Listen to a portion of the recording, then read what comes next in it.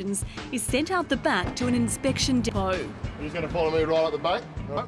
In addition to the RBT, 8 cars are also out on the hunt, patrolling nearby streets and are taking souped-up cars back to the inspection site.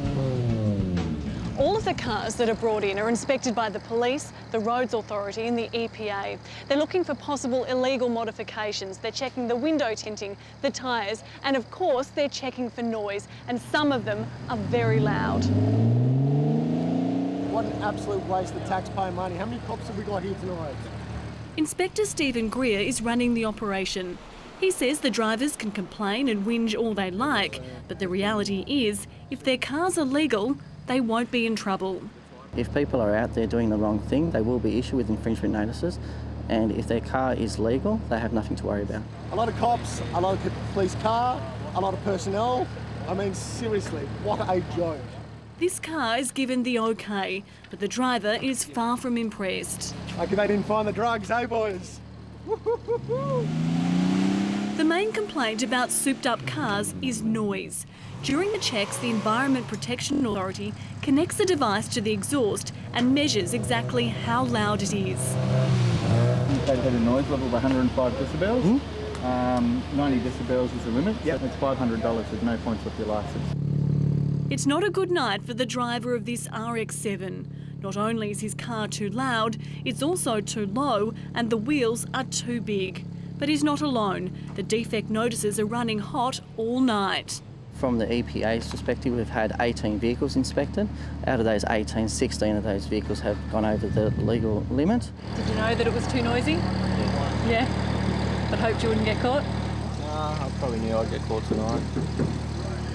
So will you go and get it fixed now? Eventually. Eventually? Yeah. Another 4 high-performance vehicles have just come through. They've been brought back due to the exhaust on the vehicle.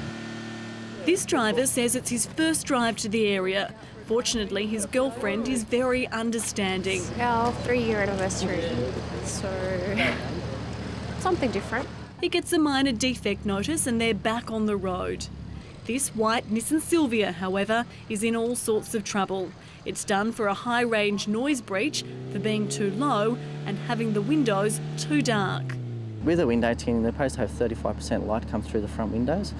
From that, we've had 4 vehicles have gone under that. We've had 2 with 15%, 1 with 11% and 1 with 10%. This red Commodore raises the officer's attention for a number of reasons. He had 2 smooth tyres, a cracked windscreen, the trims inside the vehicle were sharp and also had some leaky oil. In the end, the car is slapped with what's called a yellow label. That means it can drive home, but has to be off the road in 3 hours and stay there until it's fixed. Out the front, police at the RBT and drug testing site are also busy. This driver has just returned a positive indicator on the drug test. He was driving his girlfriend's car and now has to provide a second sample. Is your handbrake on? Okay, left and right. Tonight's crackdown is also targeting dangerous taxis.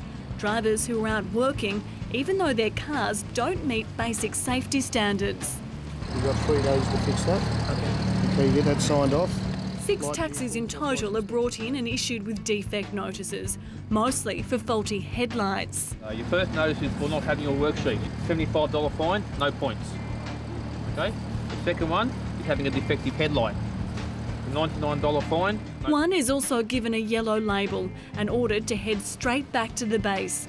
It's been a wet, cold winter's night, but police say the operation is a success. We've had 30 cars inspected. From those 30 cars, 29 have been issued with defect notices. No stopping up there in the cul-de-sac. There's signs up everywhere. Between the 3 authorities, they've issued just under $20,000 worth of fines and infringement notices and warn, although tonight's operation was in Sydney, they'll be rolled out all over the country in the lead up to summer. There's a big sign up there saying no stopping. Just say no. It doesn't say no stopping unless you're hanging out with the boys, does it? Thank you. And I think that is what you call a zero tolerance policy.